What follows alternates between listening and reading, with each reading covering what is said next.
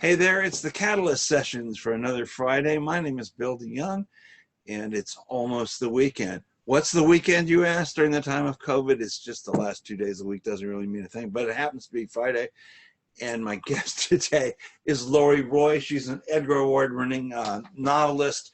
Her very first novel, which was called Bent Road, was an Edgar Award winner for Best Novel, if I have that correct.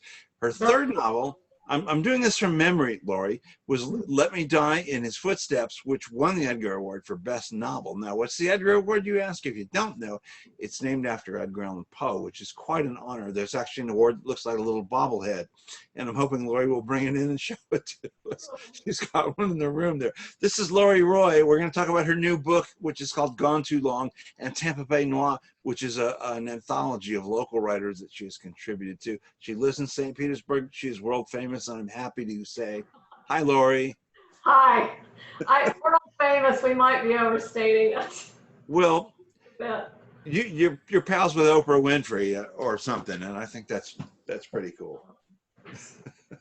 What was the Oprah thing? You won like a must-read book, and you were part of a thing called, oh my gosh, what was it called? Inspired Women. Tell me about that. What happens with, it's the magazine O, right? So what happens there? That was a very cool experience. That was, I think last March, I, along with 4 other women who had books coming out in the summer of 2019, were chosen by Oprah, and it was and J. Jill, which is a clothing line for women, as inspired women from the, I guess, literary world. And they did a similar thing with women musicians, and I believe they did chefs, and so different sort of avenues of life.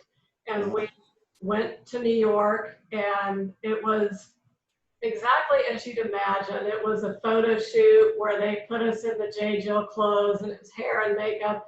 And it really was almost eerie how it was like they had staged it.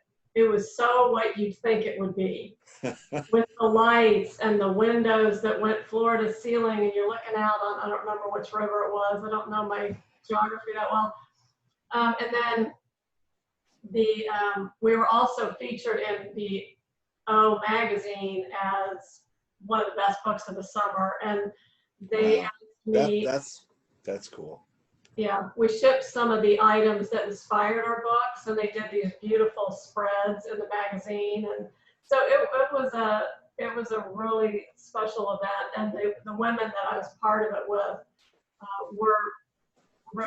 it was remarkable meeting them. They were very inspirational, impressive group. And this was for Gone Too Long, which has been out for about a year now. So I am, which I really want to talk about, because I am just a little past halfway through it myself, and I have this rare opportunity to sit with the author of this world that I'm inhabiting. Yes. You know, it's like being in the middle of Helter Skelter and calling Manson on the phone. Not exactly. I don't really mean it that way, but you know what I mean? I'm so in the, but I want to get to that in a minute. So Gone Too Long is what this Oprah thing was about. But it's been out for a year. So what I'm thinking is you must be in the middle of 20 other things by now. You must have another novel ready to go by now. Where are you? I actually have a couple that I'm working on, and I've been doing some screenwriting that I carved out some time and focused on that. But I have a few. I'm seeing, you can see my sticky notes. I noticed. That's not the best backdrop. Yeah. Everything's backgrounds are scrutinized these days, and I picked the cleanest corner of my office, which is this section right here. Yeah, I only have one picture on the wall in this office, and it's the one behind me. So that's what I do here. So those are your notes for the project you're working on now? Yeah, one of them. I'm running out of, I have cork boards, and I'm running out of places. So this is my latest, so I don't forget things. Lisa Unger told me, to drop a name, that she doesn't outline her books. And I've written a couple of nonfiction books myself, and outlining to me is kind of pointless. It's like you want to let your muse take you wherever. I mean, I can see how it works for some people, but why do you not? What's your process like? Let's take Gone Too Long and talk about that, which is for those of you who don't know, it's sort of a Southern Gothic dark tale set in Georgia that involves children and stuff we don't want to talk about. Not that stuff, but it's deeply affecting. Tell me about the process that went into writing that book. Gosh, it's been a while since I thought about the beginnings. Actually, with all my other books, Gone Too Long is my fifth. With all the other books, I'd always started with place. That was sort of the first thing that stuck to my ribs. So my grandmother saying there. And from place, I would get the texture, and then the characters would start bubbling up, and it pretty much it's controlled chaos is the best way I can describe it. But with Gone Too Long, it was the first book where I had two plot points that stuck with me, and I really can't tell you what either of those are, or I'll give away too much. Okay. And I should tell people that before we started recording here, I asked her, how does it end? And then she said, do you want me to tell you? And I said, no, I really don't want you to tell me. So yeah, let's not give anything away. Yeah. But so it was the first book where I had plot points that drove immediate action in my characters. Yeah. And I have to say it was kind of nice because the writing was fast and furious. And that's the quickest book I've ever written. Mm. It's also the only one under a deadline, so I guess that's good. So yeah, it is. It's set in Georgia, and at the time I was writing it, my daughter was in college in Georgia playing volleyball, college volleyball. So I was back and forth quite a bit to see her play, and I spent a lot of time in Georgia and did a lot of research. Did you go to Stone Mountain? I did a lot more research is where I got, and for people who don't know, Stone Mountain is a park/mountain near Atlanta with long-standing ties to the Ku Klux Klan. Right. And as recently as a few years ago, the Klan attempted to hold another rally there. Their most recent attempt, they did not get the permit for it. But that's one of a couple of locations that really fascinated me. And that idea that one of the places where the characters of Gone Too Long came from, in 1914, the Klan had sort of fizzled out in the wake of the Civil War. Once they effectively took away the rights of all Black people in this country, people turned away from the Klan and went back to other parts of their lives. But about 1914, a gentleman, and his name's escaping me now, and that's okay, I don't need to recount it. Yeah. He gathered up about a dozen men, and they marched up Stone Mountain, and they reignited the Klan. And it grew to its largest, and which was in the 20s from that meeting. And I started thinking, what if there were descendants of those men still living in Georgia, which there probably are. Sure. And I fictionalized that family, and the youngest daughter of that family is our protagonist, and she struggles greatly with her family's history, and finally gets to a point where she realizes she can't just struggle with it, she has to fight against it. So what happens, Laura? I mean, does imaging just come to you in a dream? That I'm your character. This is going to be my story. I wish it happened that way. You put her through some pretty awful stuff in this book. I describe it as sort of like when you're trying to tune in a radio, back in the days when we tuned radios with a knob. And they're sort of static, and you're wiggling around that station, and you're almost there, and then it'll finally come in tune. And that's what it's like with a character. Or and plot largely the same. You get all these gears going, and it's just this absolute mess, and then all of a sudden it clicks, and it's this feeling of Oh, that's what happened. Like, that's kind of where the crazy comes out. And I'm from a former accountant, so I'm not prone to eccentric, like things don't come to me in dreams. I'm more about trying to do spreadsheets and tick and tie. And so having to sort of give into that leap of faith doesn't come easy. But that's what it is. You just got to hope for the best. How many wrong turns do you take along the way? I mean, Uh, you get to pick a race around and say, well, that's not good. I mean, 5 novels in now, I mean, aren't you sort of the point where, yeah, I'm pretty good at this. I do it right the first time. no, no. I learned there'll be a character that you think doesn't have much role. Yeah. And they'll kind of start tapping at that computer screen. I have a lot more work to do. And I've learned to listen to that. Again, I don't consider myself an eccentric person. I'm pretty cut and dry and in my approach, but that's not really how it ends up happening. As much as I wish I was neat and organized, again, my office betrays me. Well, I'm Joe Reeder, and I'm out here, and I'm looking at the 2 stories, that Imogene's story and at Beth's story. No secrets here, folks. And I'm right at that point where you're starting to give me, Joe Reeder, clues as to how these stories are going to come together. I mean, there's a lot, and so I'm going, no outline. This is brilliantly paced. So that has to just be your brain that's doing that. So kudos to you, man. I'm totally immersed in this world, and I don't know I think I might. I mean, I have theories, but then I'll turn another 4 pages and it's like, oh, okay, so look at that. I saw what you just did.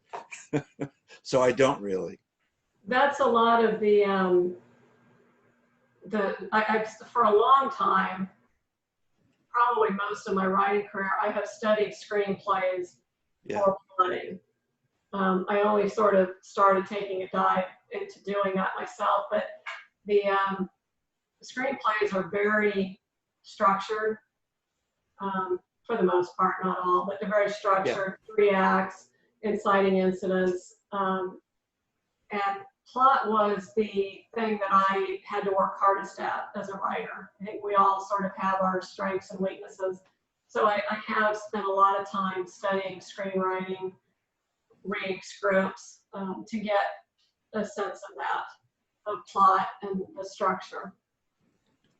Well, you know what? I'm calling you back as soon as I finish the book, which is probably going to be tonight. You're from Kansas. Mm-hmm. You may be the second person I've ever met in my life who's from Kansas. Did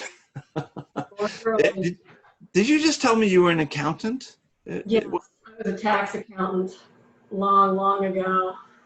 So is that what you went to school for? Where did writing come into it for you? I don't know.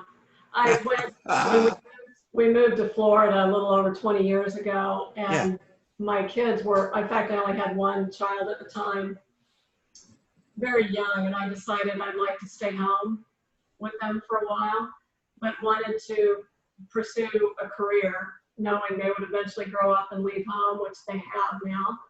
And that's when I started writing. Started pretty much on my own for a good long time, and for about 5 years, and then I made my way to the Writers in Paradise program down at Edgar College. Oh yeah. And that was that got me kind of, kicked me over in the right lane and set me down a path where I had a little bit better idea where I knew what I was doing. So it's an entirely Florida thing. This is the second life for you, the second career. But before I go into the writers groups, into the Writers in Paradise thing, which is just fascinating. I wondered, what makes someone say, at a later point in life, yeah, I'm going to do this. Is it, there's so many writers that I love, I want to emulate the people I love and see if I can do this, or is it there's something in me that just has to get out? What was it? I think more than anything at the time, and I think for any woman, and probably a lot of moms are learning this now, because everyone's been forced home, whether you worked outside the home or solely inside the home, whether you had a job or outside the home or not. Yeah.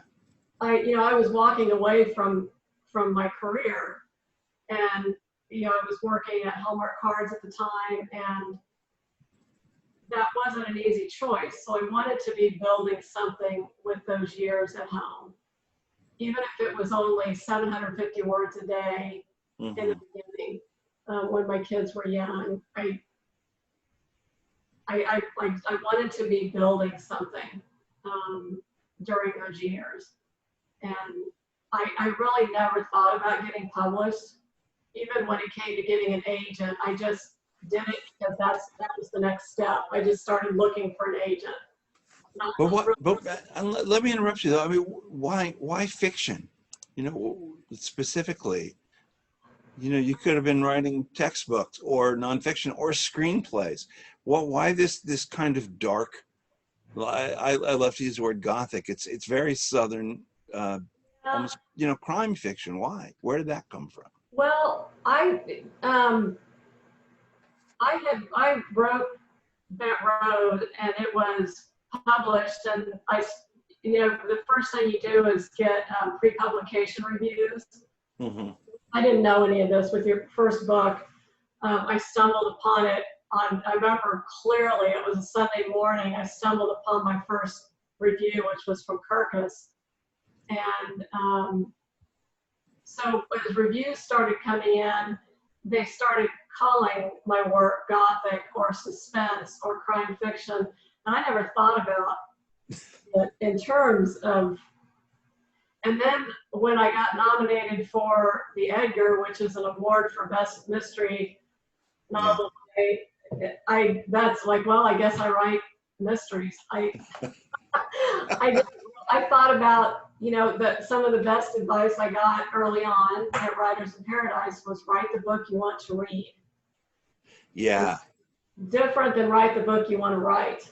Yeah. Those are two very different things. When that happened, I mean, did it imbue, obviously, the second one and the third? Like, when I keep doing this, this worked, so I'm going to keep doing it. Yes. At that point, yes. And then, so after I got the Edgar Award, I figured I was writing mysteries. But I do like, I need that. I think it suits my writing style. It suits the things that interest me. I mean, books are a long commitment for me by and large, good couple of years. I have to care about what I'm writing. Mm-hmm. And there's got to be something more to it for me than just putting 300 pages together. I mean, I've got to care about the theme of the book. I don't know what that is when I go into it. Again, I'm kind of wobbling around, waiting for that to come into tune. And those issues, those sort of life or death issues, you can work with those within, crime fiction. Well, lots of examples of that. What about research? There's always an historical aspect to what you write. I mean, you must. It sounds like kind of a duh, but I mean, you must do a lot of research historically. I do. Yeah. I do a lot. Just computer books, but then I mentioned I spent a lot of time in Georgia, doing things. I went and toured several of the. There are several structures still in Georgia where enslaved people lived on plantations, and I sought those out and toured several plantations, talked to people who live in the South. Yeah. Antebellum homes. I've gone traipsing around a few swamps down here. That's where the good stuff, you find the meaningful things, at least, as far as me as a writer, what I find meaningful. Yeah, one of the things I noticed too when you're talking about the Klan in this book, you mentioned Charlottesville, and it was very brief mention, which kind of chokes me right into the present day, And I thought, well, okay, and because of what we're going through now with the Black Lives Matter thing, it's like the whole thing about the Klan feels very pathetically topical in a way. Yeah, that's, and as I kind of look back on my work, um, I kind of mentioned the not going looking for the theme or having to find it. I can look back on my work and see that it's this theme of we think we're better than our past. We think we're above the same mistakes, and we're not. Oh yeah. And Oh, the parallel was creepy. Definitely. yeah, it sadly is extraordinarily topical. And when probably not today as much as a year ago, but people hear the Klan and they think that's something from the past. Right. And whether you call it the Klan or some other white supremacist group, it is very much part of our daily lives now.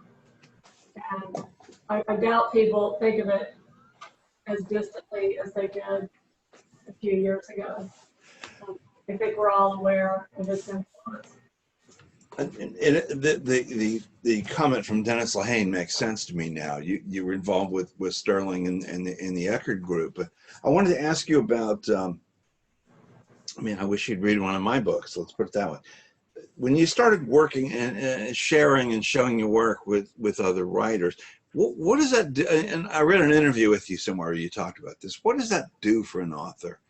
I mean, if somebody in the back of the room says that really stinks, Lori, what is it? You see where I'm going here?